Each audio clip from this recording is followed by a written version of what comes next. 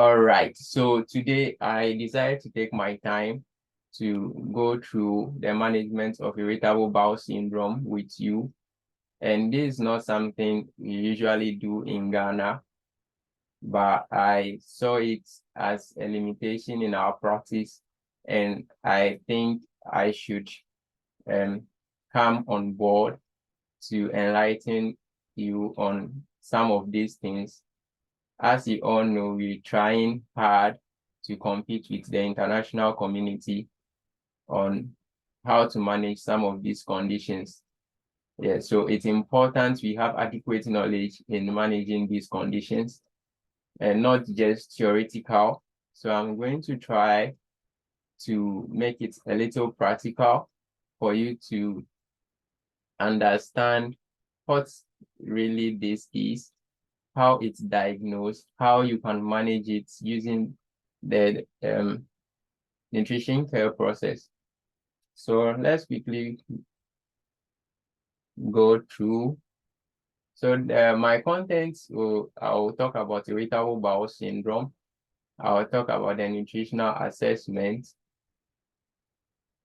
I'll talk about some recall elements. I'll talk about FODMAP diet principle.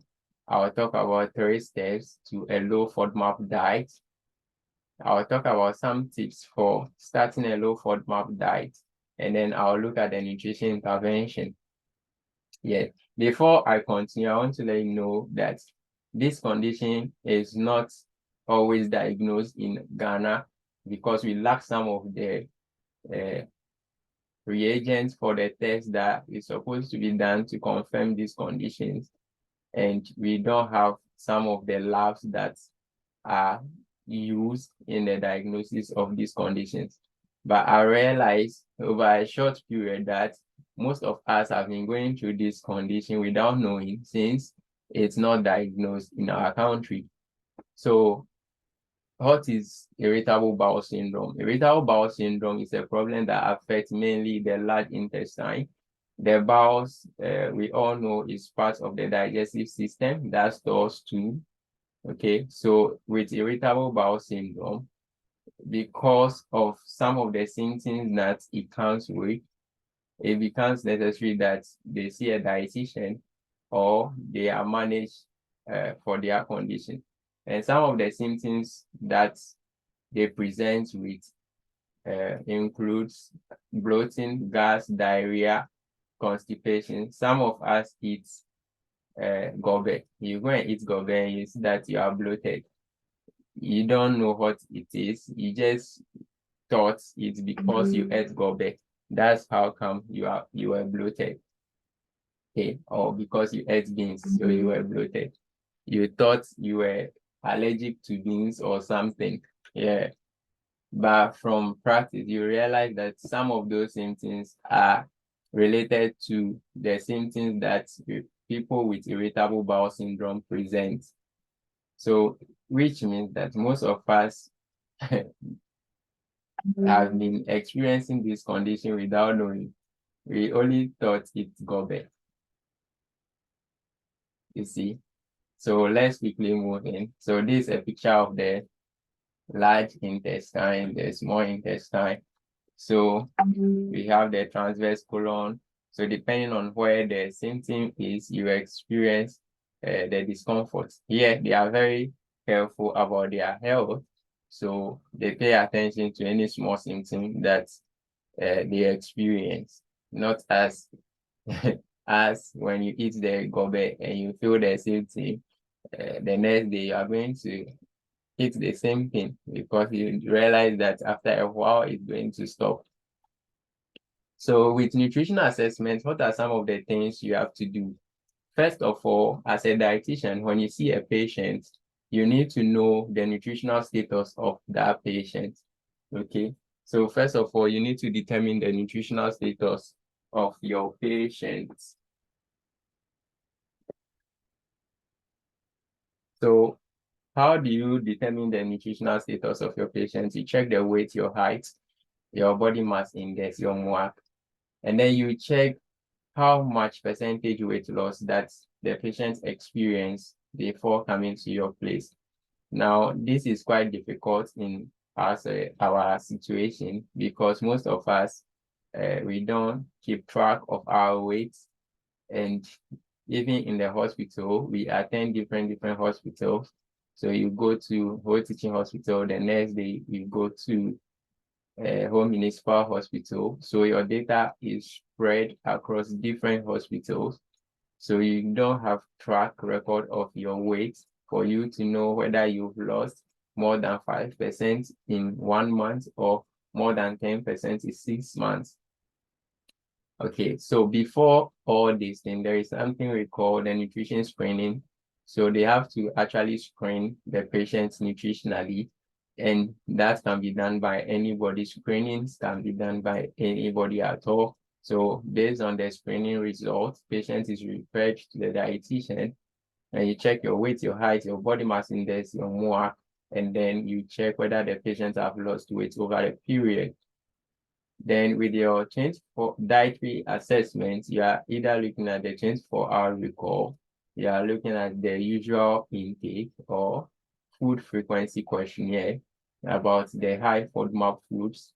So when we go forward, you realize that there are certain foods that when they are consumed, they increase the occurrence of the symptoms that are associated with irritable bowel syndrome. So most of the time, you give the patient a food frequency questionnaire to know how often the patient consumes that particular food. So let's say in our case, most of us experience bloating and gas when we consume beans, but we didn't know, or it's not a big deal for us. So we don't pay attention to it. So with your diet history in those instances, you're going to state that, oh, how often do you consume beans? The patient tell you the frequency of consumption of beans. Now, how do you determine this condition? Yes, so we have several ways of identifying this condition. One is you run a full blood count, and most of the time their iron levels are low. So all the iron parameters are most of the time low, because when someone is suffering from irritable bowel syndrome, what happens in the gut is that some of the microvilli are reduced. The height or the surface area are reduced. So it causes malabsorption of some micronutrients, and iron is part. So most of them develop anemia. And there is a lab we call vitamin B12 lab, where they check the vitamin B12 in the person. Most of the time it's low. When you check ferritin, ferritin is most of the time low. Folate is most of the time low. Vitamin D is low. And then people with this condition are likely to develop celiac disease, and celiac disease can lead to poor bone strength. So most of the time they run a DEXA scan to know the bone density of the patients. And then there is the first lab, which is the tissue transglutaminase antigen.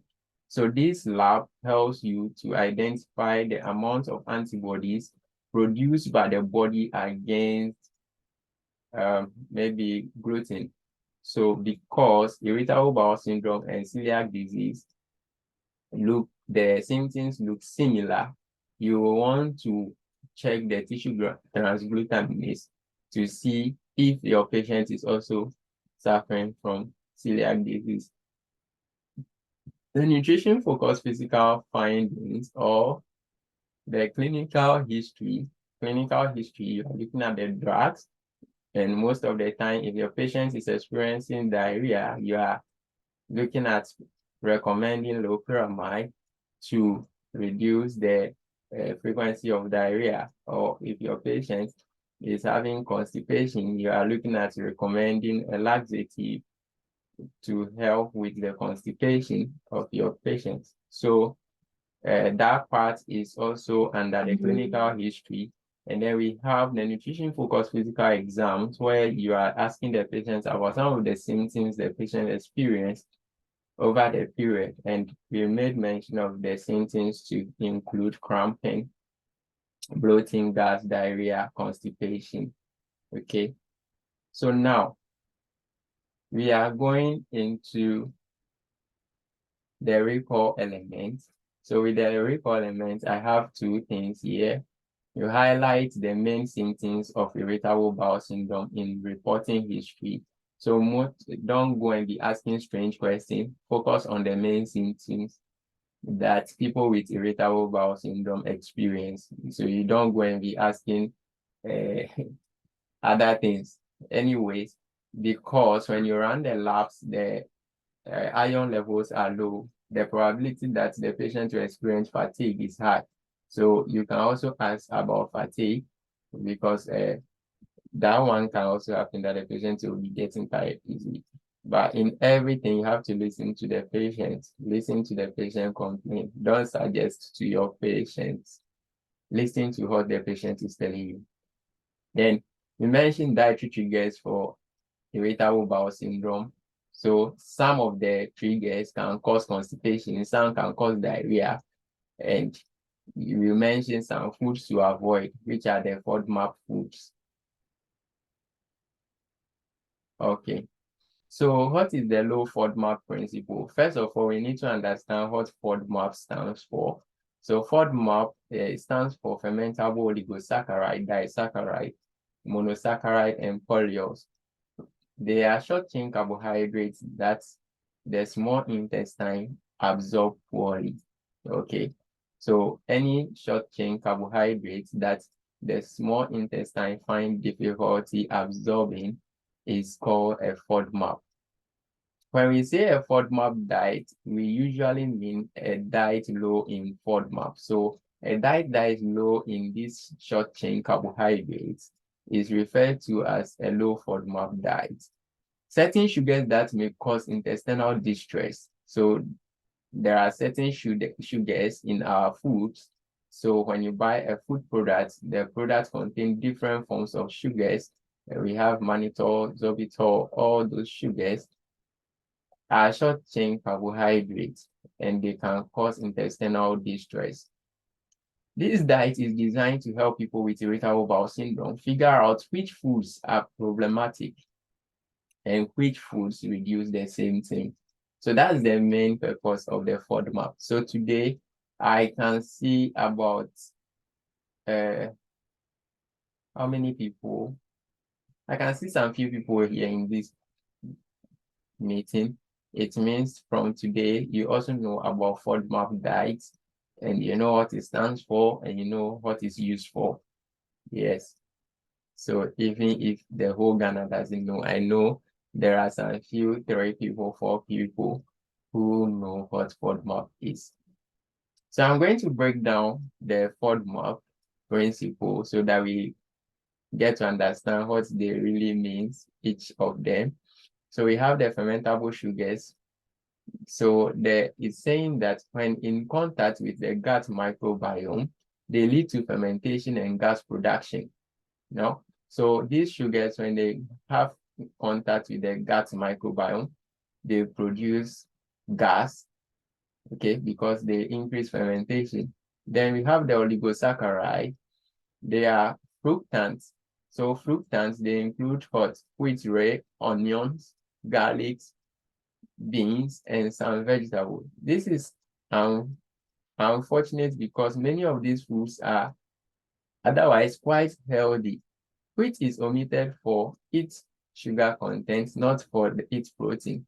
So with people with irritable bowel syndrome, the reason why you tell the person not to consume wheat or wheat product is not because of the protein in it, but if tissue transglutaminase is positive, and it means the patient is actually suffering from celiac disease.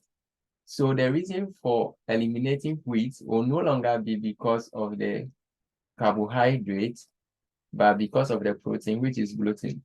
However, a crossover benefit may occur for people with gluten intolerance.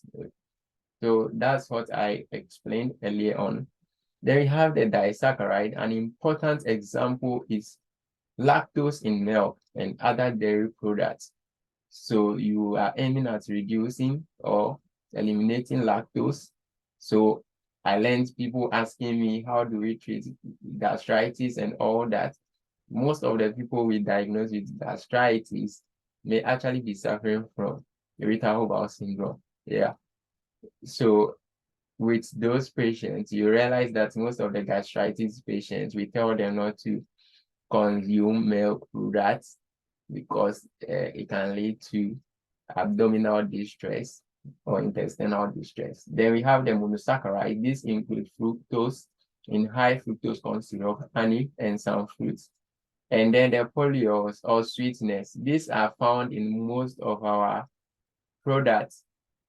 These include any sugar ending in oil or oil, such as xylitol, xylitol, etc. Be careful of sugarless chewing gums and any food containing artificial sweetness.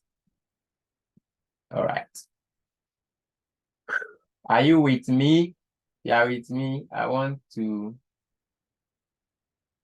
see a heart in the chat box. I want to see one if you are with me.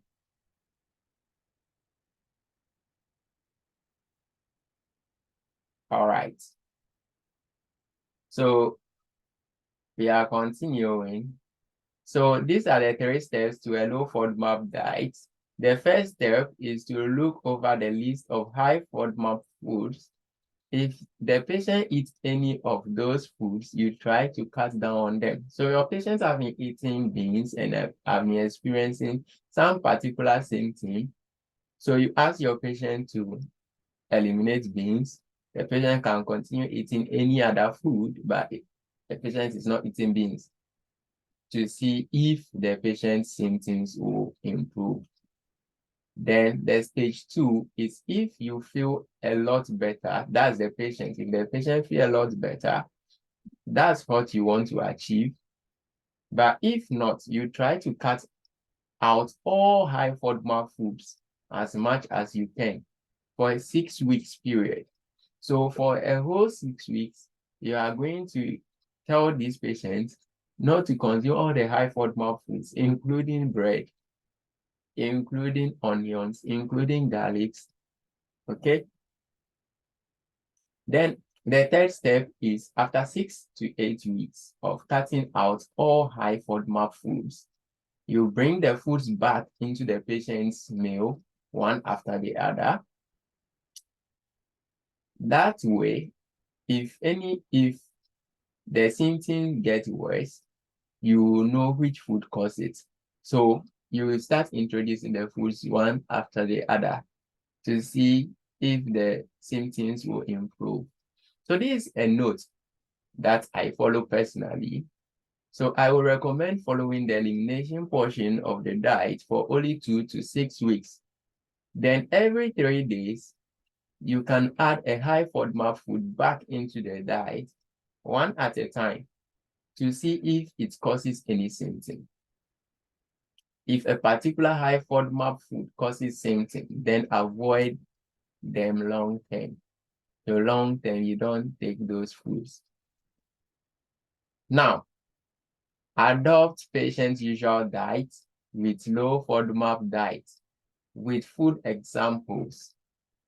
So better diet choices for constipation. So how do you prevent constipation in your patients? So gradually boost your patient's fiber intake by 2 to 3 grams per day until your patient is eating about 25 grams of fiber for women and 38 grams of fiber for men. Now, in our country, we said that a serving of carbohydrates contains 2 to 3 grams of fiber. So you know how to get your 25 grams. In other places, every food is labeled, so you know how to get your 25 grams. Yeah. Good sources include whole grain bread and cereals, beans, fruits, and vegetables. Eat moderate amounts of foods that are higher in the sugar substitutes such as sorbitol, Okay. Sorbitol is in dry plums. We don't have some. Then you drink plenty of water every day. Okay. That's how to, if your patient is experiencing constipation, apart from you recommending laxatives, this is another way of treating your patient. The patient is experiencing diarrhea. You eat a moderate amount of soluble fiber. It adds bulk to your stool. Good sources are whole wheat bread, oats, barley, brown rice, whole grain pasta, the flesh of fruits. So you can tell your patient to eat mango with the flesh and dry fruits. Don't eat foods at opposite temperatures, such as an ice cold water and steaming hot soup. Yeah, the reason why this is because of some places where they actually drink soup as a main meal. But when you realize our food, most of our food is eating hot. Yes. Okay. So stay away from broccoli, onions, and cabbage. They cause gas. Okay, so cabbage is a gas-forming vegetable, and onion is a gas-forming vegetable. So if you want to include cabbage or onions in a patient's meal, it means you have to advise the patient to either cook them.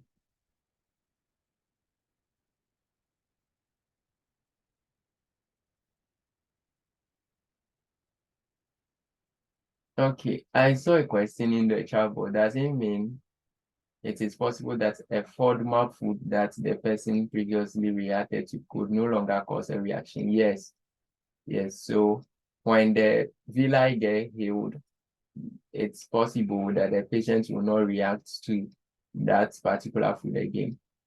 Yeah, so you can reintroduce that food to the patient's meal. Then you eat smaller portions. You drink water an hour before or after meal, not while eating. That's for people with diarrhea. And you talk with your doctor or your dietitian if you think that's an advice you give to your patient.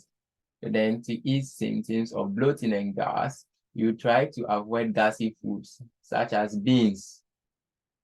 See, so beans is a gassy food. The rest, I will not talk about it. So you cut out distraction whilst eating. So these are some of the MNTs you tell the patient with diarrhea. And you try to get at least 30 minutes of exercise each day. It can help you prevent constipation and ease stress. Now, tips for starting a low FODMAP diet. Number one, eliminate products with ingredients that list fructose, crystalline fructose, that's not high fructose corn syrup or honey, and sorbitol on the label. So you look at the food label, then you don't want your patient to consume foods that contain these particular ingredients. Then you avoid sugar alcohols. This includes sorbitol, isomalt, lactitol, maltitol, mannitol, xylitol, electrolyte. I forget. These are often found in diet or diabetic foods, such as diet drinks, ice cream, candies, processed goods, etc. Limit drinks with high fructose corn syrup. If you drink them, drink less than the recommended serving size. That's less than 12 ounces of soda. It may help to drink with a meal. So it's still about the sugar sweetening stuff. What happens when the patient had reaction to the food that could help resolve the diarrhea?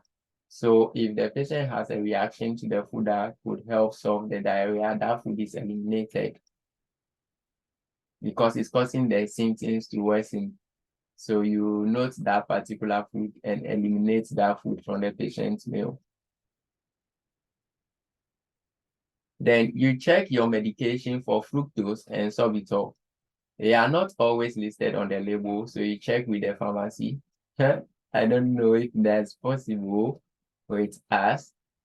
Then 5, you keep in mind the amount of fructose found in 2 apples is the same as the amount of fructose in 1 can of soda. A can of soda is, I think it's 330 mils. But apple have other nutritional benefits than the can of soda. So it's basically saying that we should stick to fruits than drinks. Then follow guidelines below to choose fruits, vegetables, and other foods that are friendly to your intestine. So that will show later.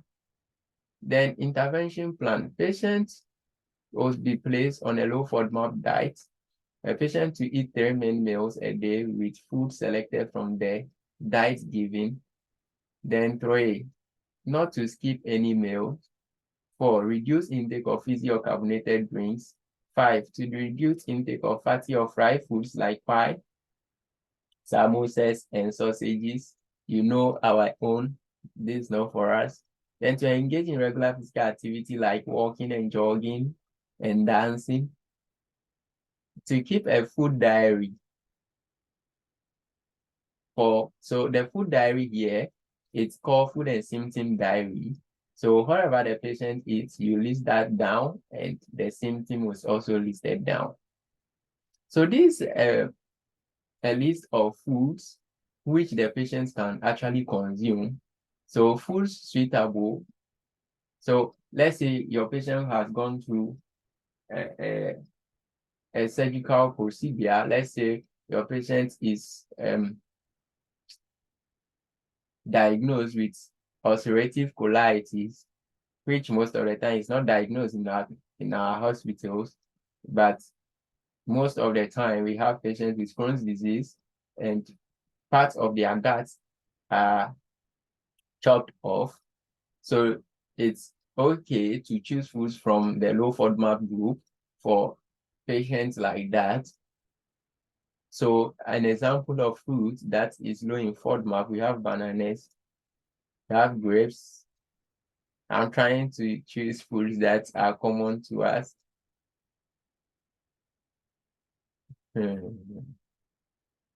Okay, so I think bananas and grapes are what I can see. So with the vegetables, these are the vegetables. Then cereals, then milk products. Okay. Then these are the high FODMAP foods. So the high FODMAP foods.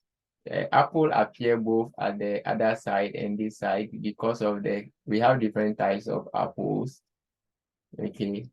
The mango appeared here. Even the bananas, we have different types. We have the one that is not very ripe and the one that is very, very ripe. The very, very ripe one, most patients complain about it.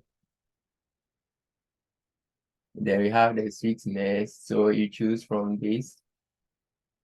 So thank you. I think I have 2 minutes more for the Zoom to end.